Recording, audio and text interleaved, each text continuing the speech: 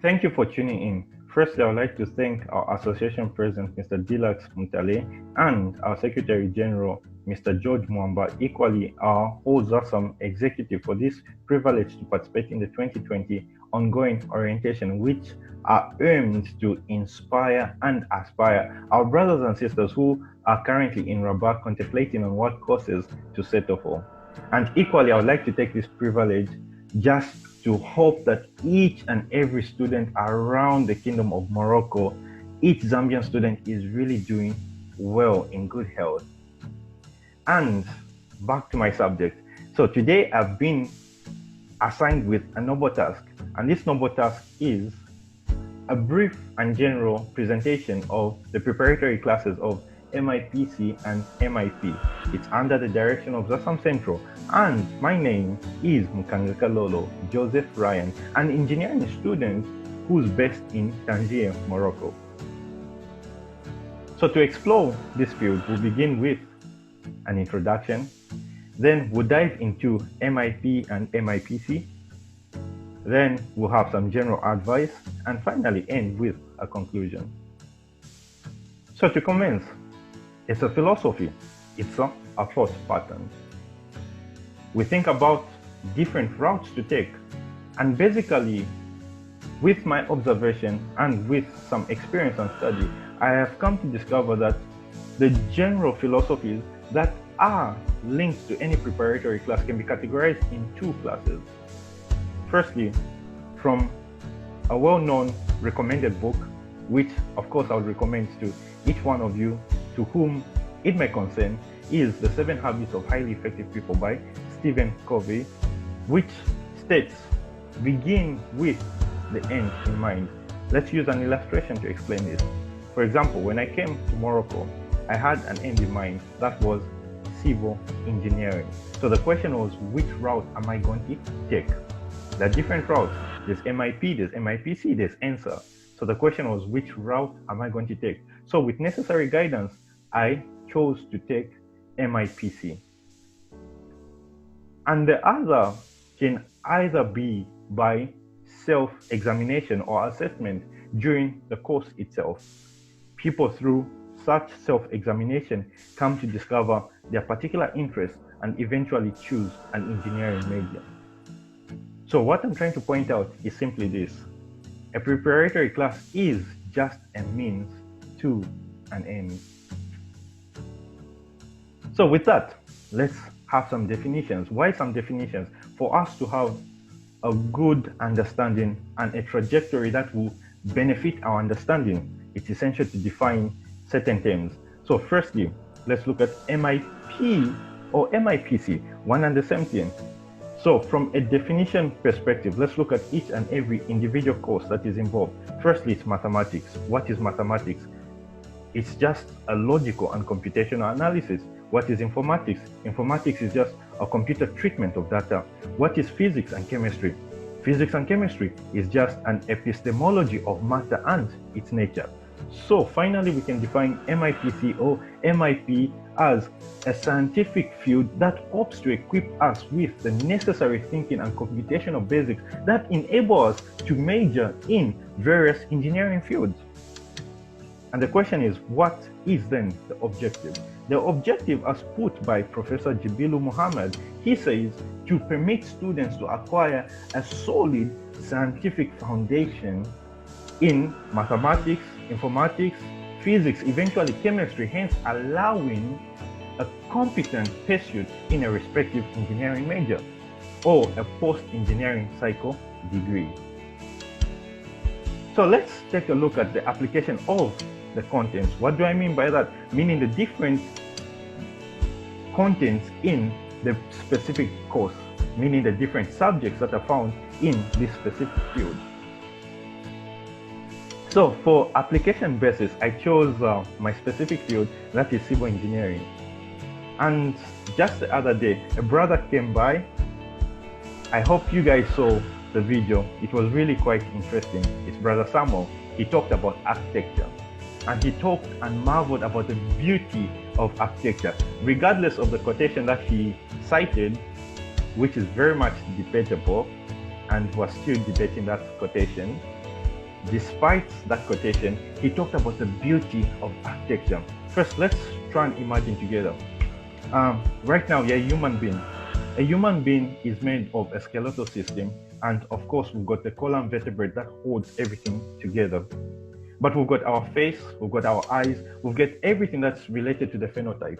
So the phenotype relates everything that's appearance, and architecture is practically everything that's appearance. The way one looks handsome or the way another looks beautiful, their eye color, and so on and so forth. So architecture really defines the beauty, but we as structural engineers, meaning civil engineers who are based in design of structures and so on and so forth, really look at this column vertebrate. We look at how the body will hold together. We look at the whole skeletal system. And for us to design a firm skeletal system, that really basics and tools that we need. Because at the end of the day, we can have something that looks very beautiful, but if the skeletal system is not okay, we can have the phenotype which is okay, but if the skeletal system is really weak, it crumbles. And that's the same thing that happens with buildings.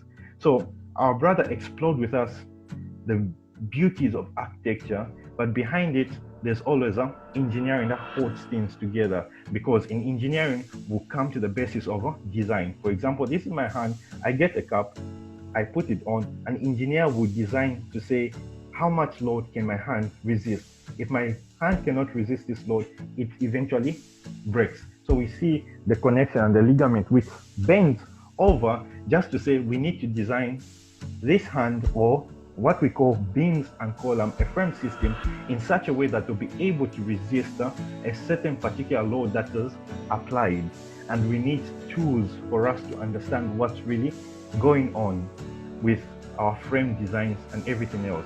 So our brother talked about architecture, and please look at the other videos. Look at the video by Dr. Ngawa, explore something that's a bit of medicine. It was quite interesting. Look at the other videos which are talking about economics, the other videos which are talking about other medical fields and other fields also. It's quite interesting to really learn vastly and learn a wide array of knowledge. So with that said, just let's look at this. So we have all these buildings which are talked about, and as engineers, civil engineers, we come and look at this particular design. In this particular design, we really venture into using all the tools that we have learned in MIP or MIPC. So that is firstly the mathematics. We eventually learn mathematics. Let's look at the semester 2 contents. The semester 2 contents usually involves things like differential equations and matrices. Those are basic tools in engineering. Just like one of the pictures I'm showing down here, I hope everyone can see it. I'm trying to reflect something that's red, but the mouse is also turning there. Yeah, so the pointer is there and the mouse is there. We explore different differential equations. Those are the basis to write any physics problem. So we have physics interpreting the behavior of a certain beam, and we use Newton laws to write differential equations. And eventually we also use everything that's informatics to do computer simulations, and we use everything that's chemistry to really understand the behavior at atomistic level of each and every material that we have. And it's quite interesting, it's really enjoyable, and other fields do venture into that. Let it be informatics, let it be chemical engineering, and so on and so forth. So everything that we learn from MIPC is really very important. Even modules or courses like electrostatic, magnetostatic, electromagnetism, quantum physics, everything is actually important. For example, in the civil engineering domain, we use such courses to really explore really the sickness of a building, because actually buildings do get sick. So when buildings do get sick, we act like doctors. We go and really examine our buildings and really find out what's wrong. We look at the symptoms, and we use most of those practical things. We use things like what we call a radar. A radar is a scanner. We've got what is known as a georadar and other radars that we use to actually examine buildings. If it's got a crack, it's hurt, it's bleeding, we examine it with such principles from electrostatic, from magnetostatic, and so on and so forth, to examine the building, in which state is it, and actually we prescribe it's medication. And that's how all this information is really used in our domain, and it's also used in other domains. It's used in informatics. Let's look at analysis 1. Analysis 1, the first thing about analysis 1 is a thought pattern. Yes, there's some computation afterwards, but it's usually a logical pattern. You just think through the problem, you really meditate through the problem, and it teaches you to think. It teaches you to think, and you really benefit from the thinking. Every problem that's before you, you have to think of really a common way on which to solve it. And sometimes you can even invent your own ways from solving it, of course, through much practice, and also through observation, and also through curiosity. So practically, within the professional field, everything we do is actually applied, and within the research field, everything we do is actually applied.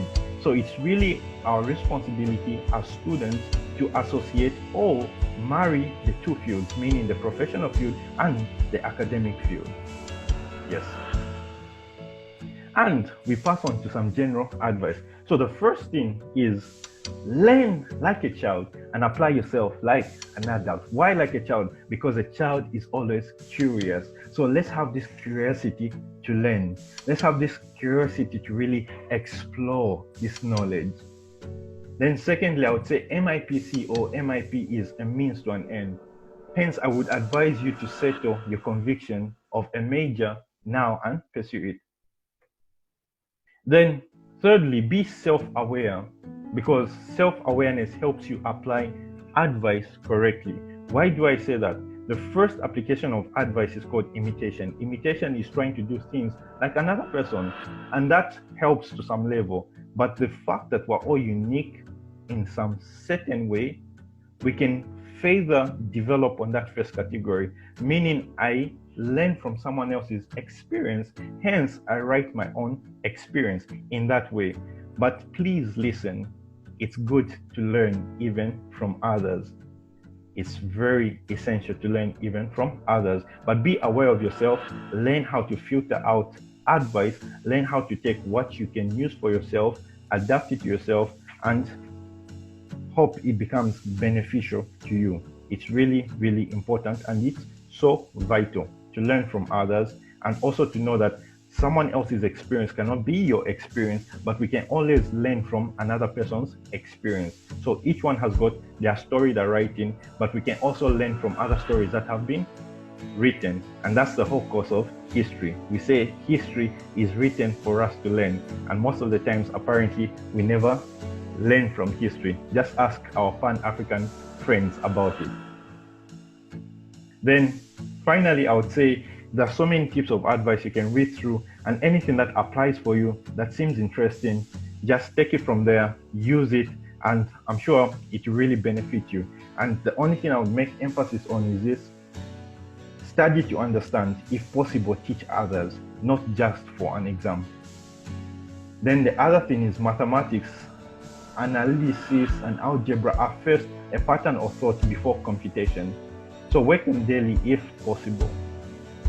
And the other tips of advice, you can just scroll through, you can pause, or you can ask for this particular slide and it will be given to you, so you can examine each piece of advice and get what seems good and helpful for you.